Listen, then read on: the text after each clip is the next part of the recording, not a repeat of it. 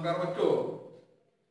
तुळजाभवानी प्राथमिक विद्या मंदिर लातूर यहाँ वर्चुअल क्लासरूम में आपका हार्दिक हार्दिक स्वागत। आज हम छठी कक्षा का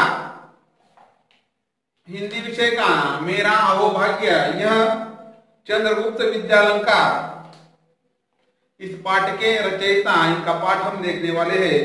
इसके पिछले तासिका में हमने देखा था कि लेखक को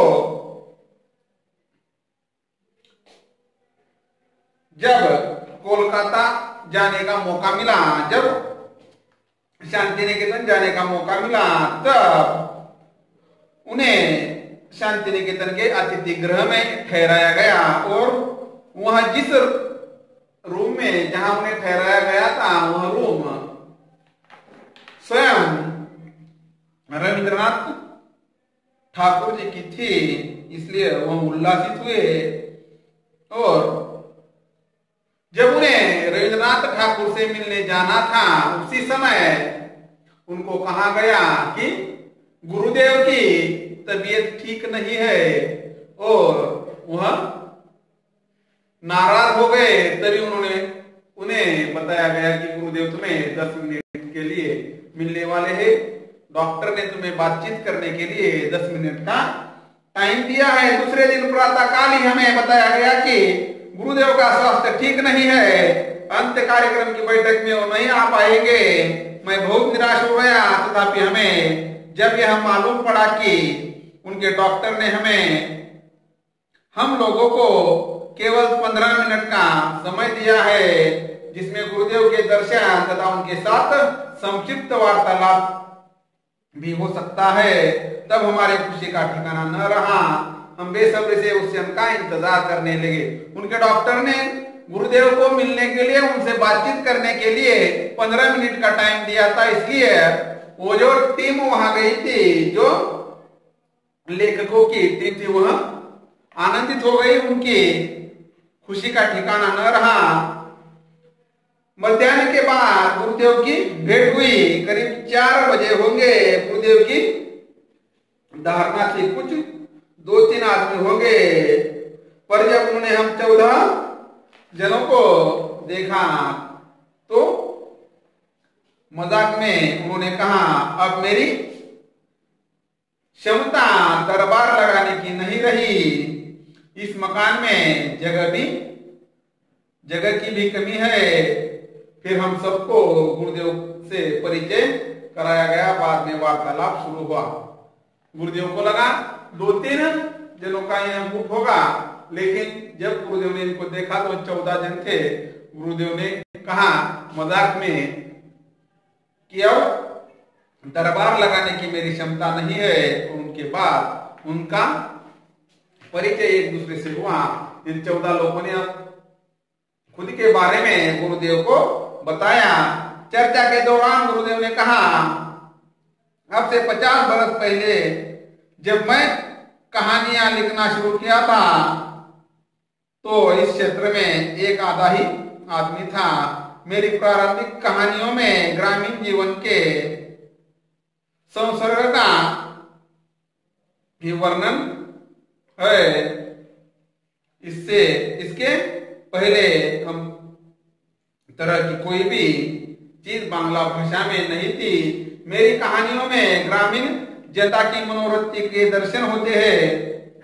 इन कहानियों में कुछ ऐसी चीजें हैं जो संसार के किसी भाषा के किसी देश के आदमी को भा सकती है, क्योंकि मनुष्य स्वभाव तो दुनिया में हर जगह एक सा ही होता है। गुरुदेव ने कहा, मैंने जब लिखना शुरू किया तो बांग्ला भाषा में लिखने वाले लेखक ज्यादा नहीं थे, लेकिन मैंने कब लिखना शुरू किया था 50 साल पहले, लेकिन अब इस भाषा में लिखने वाले अलग अलग लोग आए हैं और मेरी जो रचनाएं हैं उस रचनाओं में ग्रामीण जीवन का वर्णन सबसे ज्यादा है। मनुष्य का स्वभाव कैसा है, बांग्ला भाषा हो या भारत की दूसरी कौन सी भी भाषा हो या विदेश की कोई भाषा हो, लेकिन मानवीय स्वभाव जो है हर जगह एक जैसा है। उन्होंने इन लोगों को बताया। गुरुदेव कुछ समय के लिए रुके, तभी अपने आप मेरे मुंह से निकल पड़ा, गुरुदेव आपके मन में काबुली वाला यह कहानी का विचार कैसे आया? यह लोकप्रिय कहानी देश के सभी भाषाओं में सभी बच्चों को बहुत प्यारी लगती है। तभी लेखक ने गुरुदेव से पूछा, काबुली वाला, यह कहानी भारत के सभी भाषा में प्रकाशित हुई है, सभी बच्चों ने पढ़ी है, लेकिन इसने की रचना करने का विचार आपके मन में कैसा आया? गुरुदेव बोले, वह कहानी कल्पना की सृष्टि की है। एक काबुली वाला था, वो हमारे यहाँ आता था और हम सब उससे बहुत परिचित हो गए थे। मैंने सोचा उसकी भी एक छोटी लड़की होगी जिसकी वह याद किया करता होगा। वो जो काबुली वाला था, जब गुरुदेव छोटे थे तो उनके गांव में आता था, और ये जो कहानी जो है वो काल्पनिक सृष्टि की है, कल्पना करके लिखी वाली है। और वो जो काबुली वाला था वह गुरुदेव के गांव में आता था और उनसे उनका अच्छा परिचय था। वह मन ही मन सोचते थे इनकी भी कोई बेटी होगी। इसी तरह वार्तालाप होता रहा हम सबके लिए। यह एक मानसिक खाद्य था। आश्चर्य की बात यह कि 15 मिनट के बाद बजाय 40 मिनट हो चुके थे। अब गुरुदेव उठे, चल पड़े।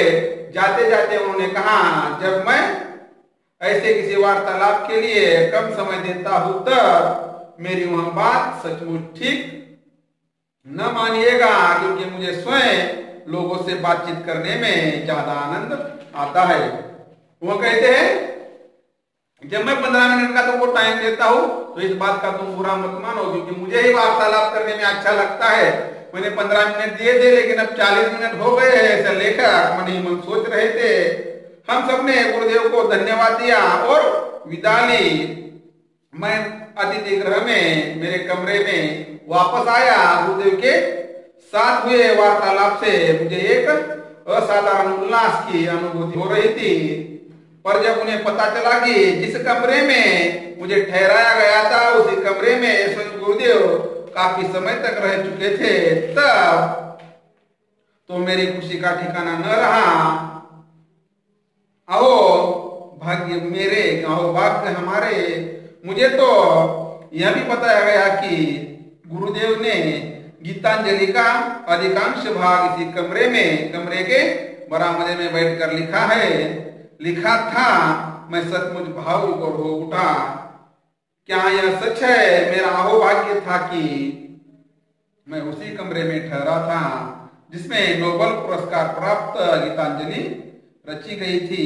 और यहाँ गुरुदेव के सामने बातचीत करते हुए यह लोग गुरुदेव रविन्द्रनाथ ठाकुर, हम हमारी भाषा में इन्हें रविन्द्रनाथ टैगोर कहते हैं, और जिनकी एक रचना थी इनकी गीतांजलि, और इस गीतांजलि को साहित्य का सर्वश्रेष्ठ पुरस्कार नोबेल पुरस्कार मिला था।